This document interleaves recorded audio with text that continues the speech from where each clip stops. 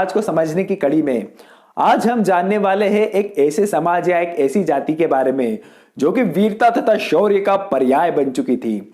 जी हाँ दोस्तों, आज हम बात करने वाले हैं कोली समाज के बारे में।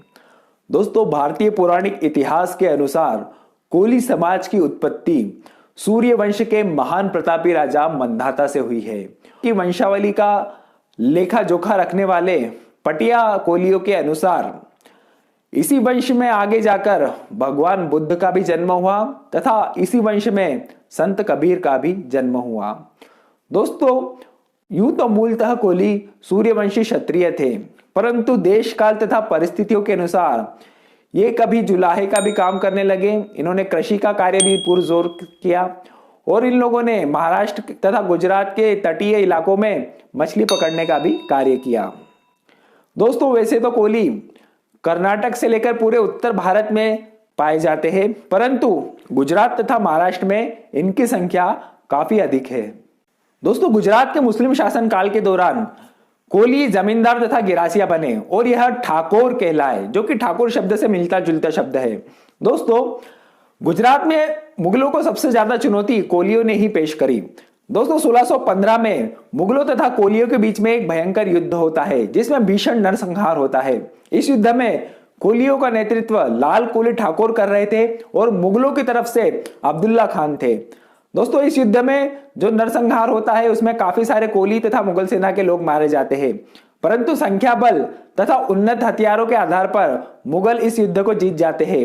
इस युद्ध में लाल कोली ठाकुर भी मारे जाते हैं और उनका सिर काटकर अहमदाबाद के एक दरवाजे पर लटका दिया जाता है। दोस्तों, इस युद्ध में कोलियों की हार हुई, परंतु मुगलों को उनकी ताकत का अंदाजा हो चुका था।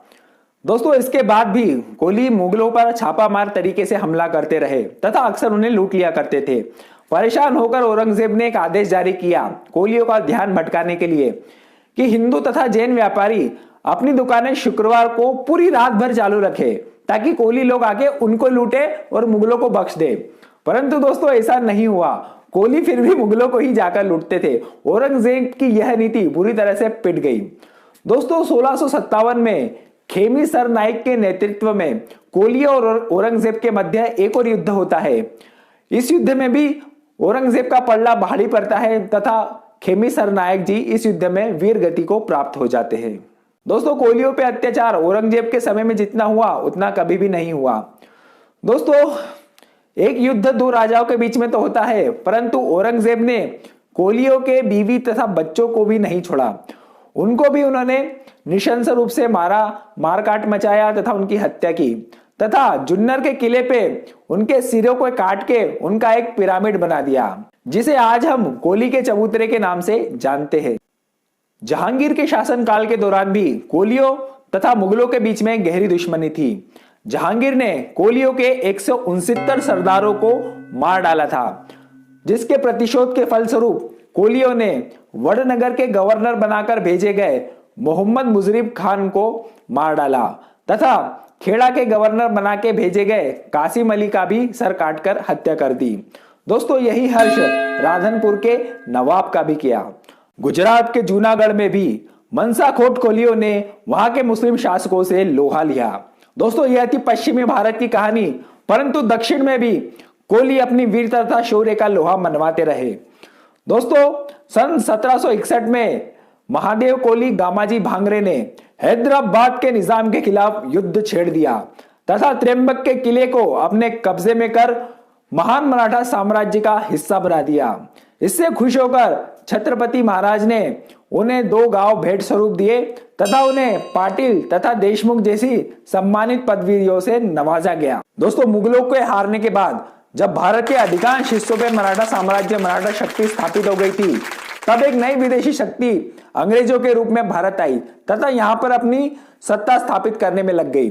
दोस्तों, इनका भी कड़ा विरोध कोलियों ने किया और कोली एकमात्र वह लोगों का समुदाय था जो कि शुरुआत से लेकर अंत तक अंग्रेजों के विरोध में रहे। दोस्तों, जब बड़े बड़े राजा महाराजा, बड़े बड़े राजवंश रियासत अंग्रेजों की तरफ हो चुके थे, तब कोली एकमात्र ऐसी जाति थी जो कि अंग्रेजों का अंत तक बहादुरी से मुकाबला करती रही। दोस्तों, शुरुआत में अलम्बियारा रियासत की कोली रानी अंग्रेजों के खिलाफ लगातार छापामार युद्ध करके उन्हें परेशान करती रही। परंतु दोस्तों बड़े राजाओं का साथ नहीं मिलने के कारण अंततः उनका यह संघर्ष ऐसे ही खत्म हो गया। दोस्तों इतना ही नहीं, 20 फरवरी 1808 को कोलियो ने तो अंग्रेजों की धोलका जेल को ही लूट लिया। आप इमेजिन कीजिए, जेल को जाके ही लूट के लेकर आ गए, धन्य हो भैया। परंतु इसके परिणाम स्वरूप अंग्रेजों ने कोलियो से उनकी जमीन जायदाद छीन ली थी। 1826 में महान कोली संत गोविंद रामदास जी के नेतृत्व में कोलियो ने ठसरा तथा दकोर रियासत को अंग्रेजों के प्रभाव से मुक्त करवा लिया था।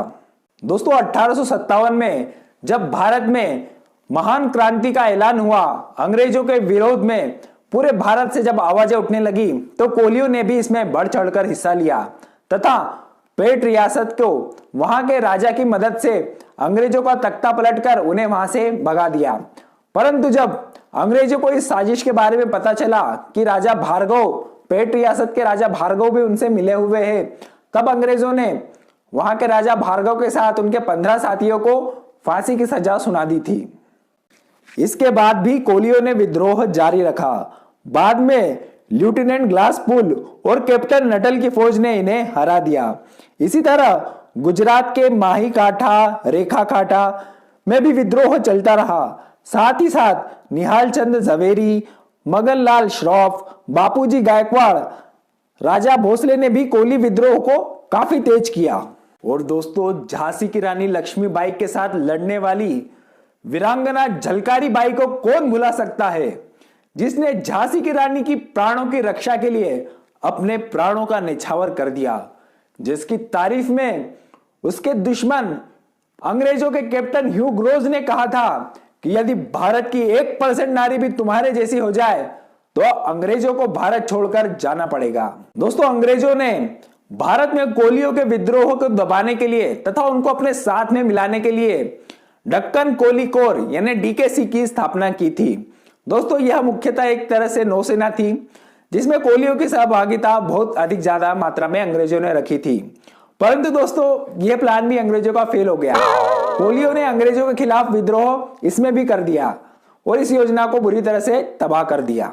दोस्तों ऐसा क्या हुआ कि इतना महान शौर्य पराक्रमी समाज धीरे धीरे अपनी वह स्थिति समाज में खोता चला गया। दोस्तों आइए इस बात को जानने की कोशिश करते हैं।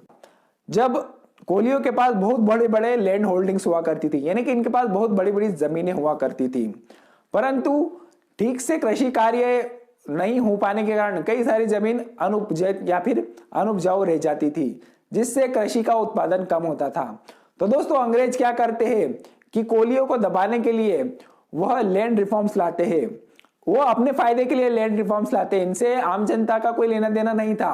परंतु इसमें वो क्या करते हैं, इन बड़ी बड़ी भूमियों को छोटे छोटे किसानों में या फिर मुख्यतः कुनबी समाज में उन्होंने इस जमीन को बांट दिया। अब इससे हुआ क्या दोस्तों, कोलियों की आर्थिक स्थिति बहुत कमजोर हो गई तथा उन्हें दूसरे गांवों को लूटपाट करके अपना गुजारा करना पड़ा। दोस्तों हमें कोली समाज का इतिहास यह सिखाता है कि हमारा इतिहास चाहे कितना भी गौरवशाली रहा हो, हमें उस पर गर्व जरूर होना चाहिए, परंतु हमें आज में जीना चाहिए। आज का समय जिस हिसाब से चल रहा है, हमें उस हिसाब से ढलकर ही अपनी प्रगति के रास्ते तय करने चाहिए। तो दोस्तों यह थी कोली समाज के ऊपर हमारी एक प्रस्तुति। आशा करते हैं आज आपको कई सारी नई जानकारी मिली होगी। इसी तरह के ऐतिहासिक विषयों पे जानकारी के लिए बने रहिए हमारे चैनल के साथ। हमें सब्सक्राइब करके धन्यवाद।